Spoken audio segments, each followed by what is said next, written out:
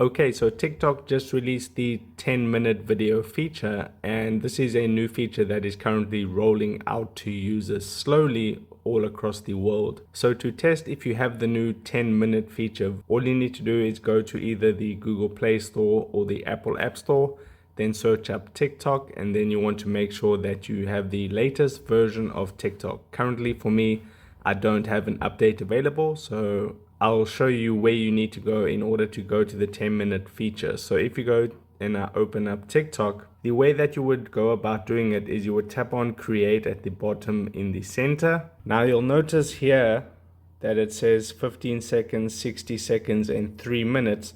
To actually use the longer video feature, you have to upload it from your camera roll. So you don't see a 5-minute option here, even though I have the 5-minute feature enabled. So I think that's the process of how you do it. You tap this button here that says upload to upload a 10-minute video.